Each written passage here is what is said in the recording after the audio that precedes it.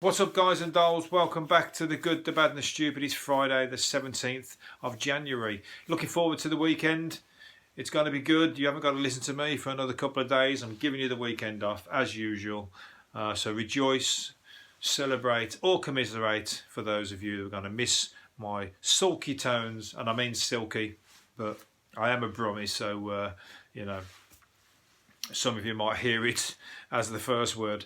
Anyhow, let's crack on. David Jason, who is Del Boy in my world. Del Boy is and was my world when I was growing up. But anyway, he's slammed TV bosses for not making enough comedy. There's not hardly any good comedy on the TV these days. I fucking agree with him. And half of them, if they are, they're like from the other end of the scale, you know what I mean? They're not like, I mean, Del Boy and Rodney and all that, that was like fucking working class humour. That was hilarious. And like fucking, there's not a lot of it about. And anyway, there's too much drama, we were saying. And some of them dramas are like, how many detective series do we need? And dramas about fucking Downton Abbey and all that kind of stuff. They're good and they've got their place, but there's tons of them and it's almost like they're identical to each other. You know, there's only so many sort of murder plots that you can come up with. I often wonder whether they're, because you've got real murders in the world and there's fucking plenty of them, but how many of them come close to what is real? Are they actually taking real stories and putting them in there? Because that's a bit of a faux pas, really, isn't it? Because that come back to bite you.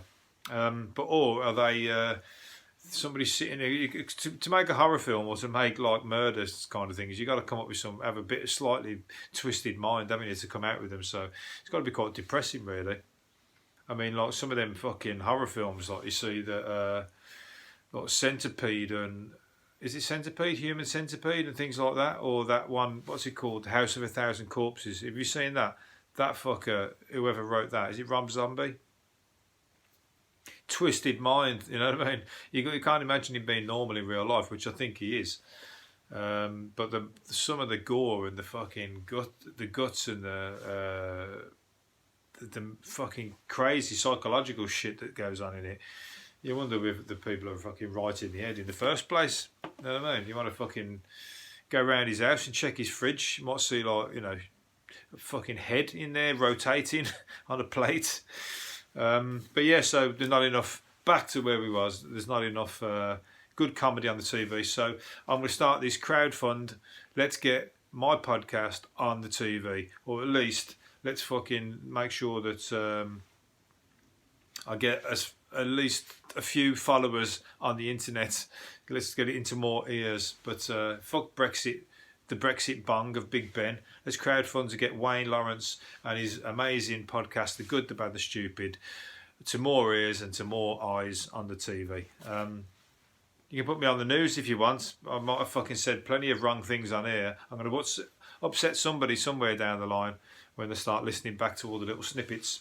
Anyway, the snippets are GBS News on the Good, the Bad and the Stupid channel. So check them out, the little snippets of some of these stories. This one might be one of them. Defiant cafe owners have backed our calls to save the great British fry-up, the Sun have said. Oh, fuck off. They're like trying to be the champion of the fucking working man or the fry-up of, champion of anything British we are.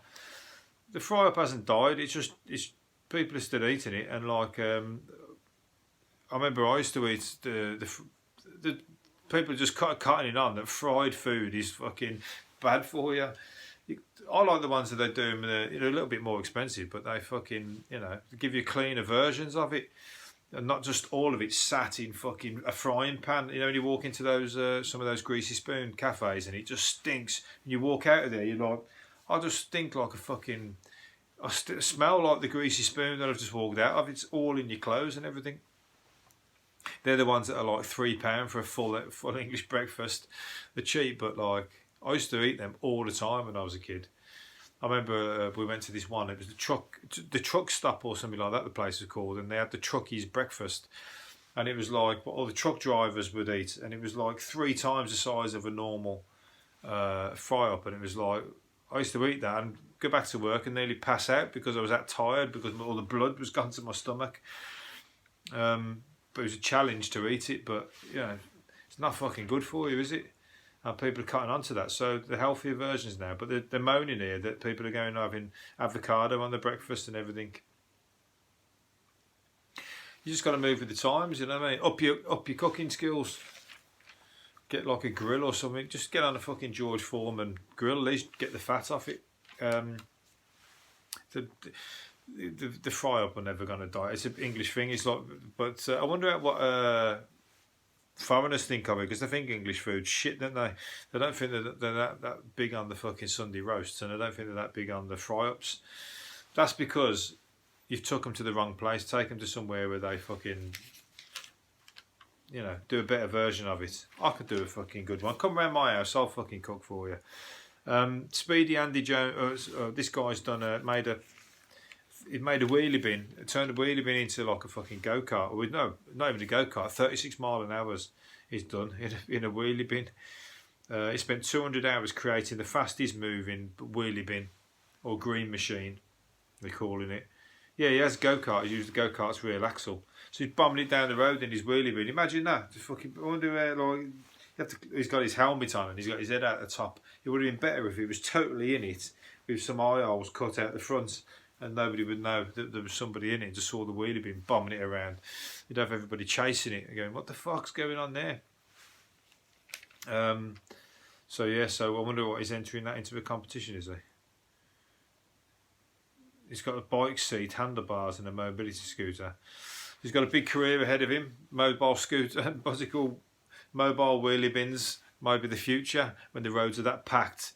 No, that's just sort of one-person car. But I don't think there is any one-person cars, are there? Oh, there was. There was a lady who used to have one in our road. I grew up in a council estate, and when he was starting, when we were really young, it was quite a nice place, you know, and it just turned shit over time. It just went shit. And there was a woman who used to, a little old woman who used to ride around in this little one-seater. It was like Del Boy's three-wheeler van. It was a three-wheeler, but it was just for one person, and this was like 30 years ago, and she used to buzz around in that. You know, fucking years later, people like that moved out because they were just getting burgled and fucking. It just turned into a fucking disaster zone. I think it was we named the Beirut of fucking Birmingham, the road opposite mine. So it became a fucking hell zone, yeah. But it's mad. I don't know how that. They just started like dumping, you know, when they just realised it was going downhill, they just started dumping all the fucking crap there, really. So that's what happens. That's why poor people have a short lifespan, because they end up having to eat crap like the fucking fry up breakfasts from cheap places, and they get like stressed out and fucking, you know, with all the shit going on. You have to live inside a door, lock all your doors, and fucking, you know, not go out at night and all that kind of crap. It's not a nice fucking situation to be in. Anyway, an elephant poops on her baby's head. There's a picture here of an elephant. I'm going to show it to the podcast. There's a picture of an elephant there, a big elephant, and he does a dump when he lands on his baby's head. It's knocked him over there by the looks of it. Lands on its head, but apparently they do it on purpose. They do it it's a bonding ritual that helps boost the little one's immune system. So it wasn't that, so like, I don't know how that would boost its immune system. It doesn't. I suppose he's getting the dirt all over it, but it looks like it just hit it, bounced, knocked him over, and then like fucking bounced off. Anyway, that wouldn't work in the human world, would it? Your parents doing a fucking shit on your head and going on, you know. Do you remember I brought you up, I had to shit on your head when you were a kid to make your immune system better? That actually, they say that is what makes your immune system build up anyway, having some bad stuff. You know, kids playing in the mud. I remember I used to do that. We used to play in the mud, like making like a worm pie and shit like that, you know, pulling worms out of the ground and putting them in the water and mixing up fucking around with the mud and everything. Like, you come in, it'd be a right mess. And a lot of times that's because you're getting germs and everything, and it builds up your immune system. All these people who are super clean, you know, OCD, they've always got colds, haven't they? Their house is a spick and span, proper, like, not a germ in sight. And they're like always like ill because they're like, you know, the immune system ain't up to it. So You're going to have a little bit of crap in your life. So that's my excuse for living in a fucking bomb site or having a mess, living in a mess. I don't. I do at the moment, fucking doing all this. I've got bits of newspaper all over the place. Oh, the joys of doing the little news reviews for yous. A couple have won, this is a mad one, a couple have won an extra £20,000. A couple have won an extraordinary 20 grand court fight to ban a neighbour from feeding their wandering cat. This woman was feeding the cat and it's getting free food for fuck's sake, but the cat used to come in and out of her house and she used to feed it. And this other couple sued her because they didn't want her to touch or having any access to their cat. And she cost her 20 grand. That's a bit tight, isn't it? You know what I mean? She's doing a nice thing for the cat, and the cat just does what it wants anyway. And she tried to fight it back, but most lawyers wouldn't take the case because they said that the case was insane because the cats would just do what they want. But anyway, it's a shame that's cost her 20 grand. She shouldn't have fought it. She should have just left the cat alone. And sometimes you think you got to watch your battles, haven't you? She wanted to have access to the cat, but she didn't want to get. So saying, why didn't she just get her own cat? She didn't want the responsibility of having her own cat. It's mad, really, because you're trying to get a bond with somebody else's cat, but it's not one for the courts, is it? Fuck's sake! And that was an out of court settlement, so God knows where it would have gone after that. So there you go. My friend had that. My friend had a dog, and years. He had this dog. He was always sitting in his fucking room, smoking weed. He was always smoking weed. The dog would be stoned and everything. And the fucking dog loved his house. And it was always there. Years this went on for. And then turns out it belonged to somebody up the road. And they still used to buy its food for it, even though the dog was around his house. So the dog never left his house because it loved being down there. He used to wonder, because dogs around the council estates, dogs would be walking around stray. You know what I mean? The people just let the dog out and fuck it off for the day, but it'd come around his house and so these people just bought its food, but they never saw it.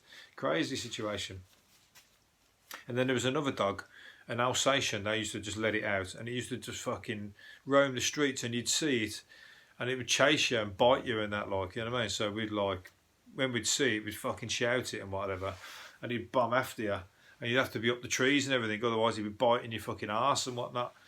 It was a vicious fucker, you know what I mean? But it was good to get a chase. That's what we used to love as kids, and getting chased. Not kiss chase, but when you get to a certain age, but the girls chasing you. We didn't like that around the playground. Until you got to about the age of 11, the school discos, that's when we started to turn it on. And, my mum highlighting my hair used to sort of start to kick in. The girls used to take notice, let's say. Where are we going? Right, what's that one?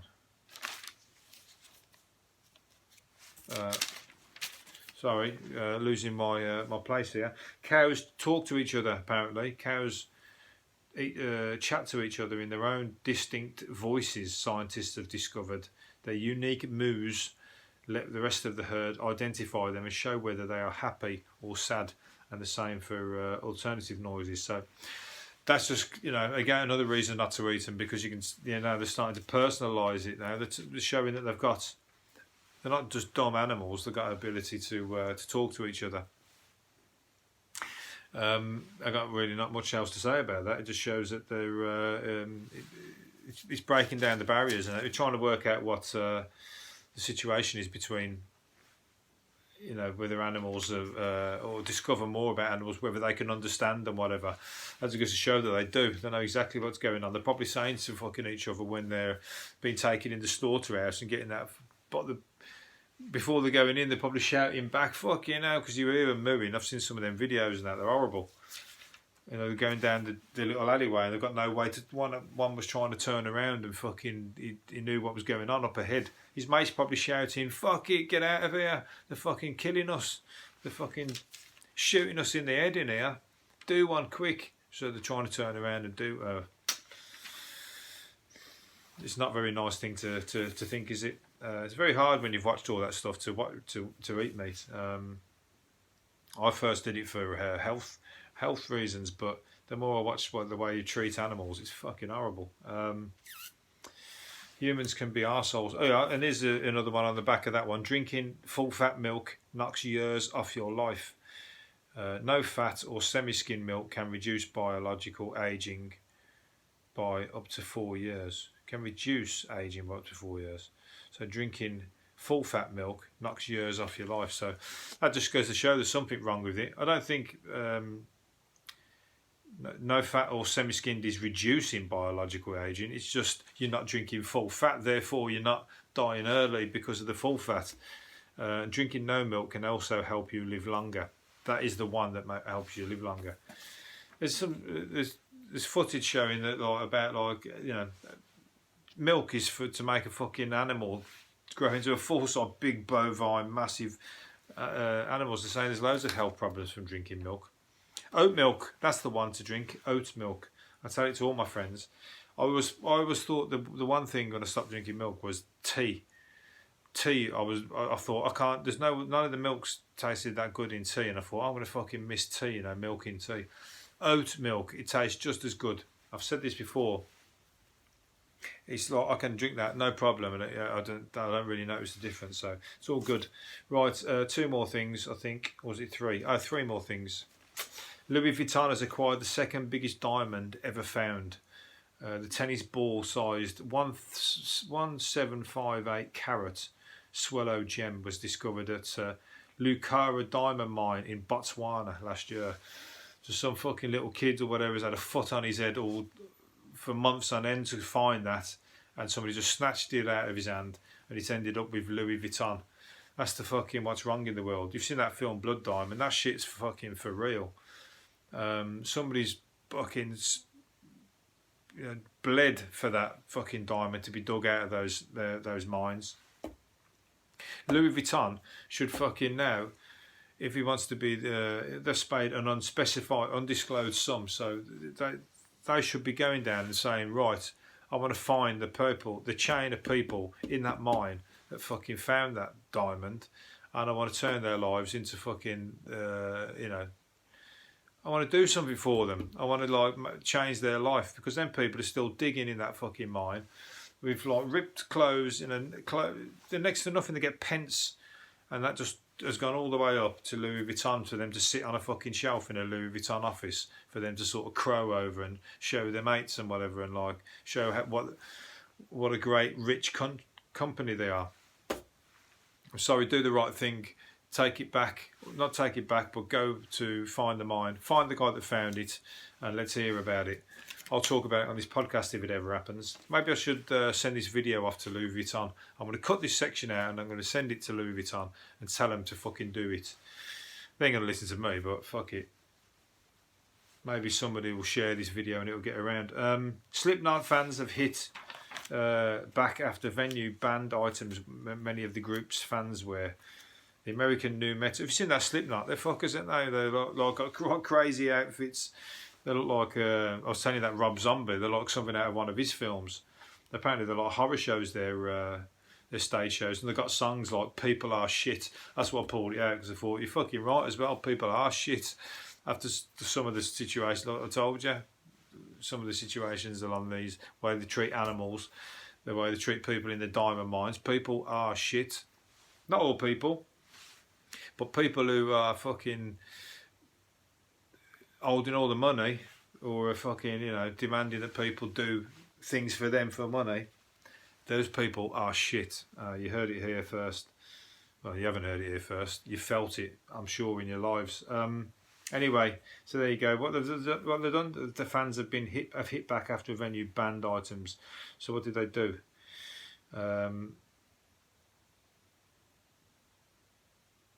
Well, they just hit back on social media by the looks of it. They're going to show up arse naked with a few cabbage leaves to cover up. It said it's ridiculous. So anyway, fuck the venue off then, don't go. Maybe. Right, I'm going to finish up on one more thing. Cannabis-loving actor Brian Cox. Not Brian Cox, the Stars man. This Brian Cox, the old thespian actor. He's a good actor. And he's been axed as being a patron of the OAP Centre after urging everybody to get stoned. good on him. He's like, fuck it, you know what I mean? And he's 73 years old, and recently said he first took the wonderful drug at the age of 50. So he said, like, Dundee's drug ridden. We just can't support Brian's views on cannabis. That's what somebody said. She asked the local born actor to become patron 4 years ago. Dundee's drug ridden. Cannabis is natural, and at the end of the day, fucking everywhere's drug ridden if people want to take drugs. But it's heroin and shit like that. That's what you want to fucking keep off the streets. Cannabis, totally different situation. You know, you got to fucking wake up. You know what I mean? People are getting like loads and loads of health benefits. The positives more than outweigh the negatives. I don't smoke it. Again, I've said before, it doesn't agree with me too much, but that's my choice. I do other stuff. No, I mean, I like, you know, I drink and stuff like that. I don't even do that much, but what I'm saying is that each to their own, and he's like urging people to fucking enjoy it, and he's 73, and I bet there's a lot of people in the old folks home that have never drank it, never smoked it, should I say. They'll probably sit there. If you've ever been in an old folks home, it's a fucking sad and depressing place. Not all of them, but some of them, where they're not really, they're just sat there vegging in front of the TV. Let them smoke a spliff or put it in one of their fucking muffins. They'll soon wake up and have a good time. You know, the end of the life. Let's try and fucking enjoy it anyway. Anyway, I'm going to leave it there. And hopefully you've enjoyed it and enjoyed the ones I've done this week. Going to see you again next week. Enjoy your weekend. See you later. Bye-bye.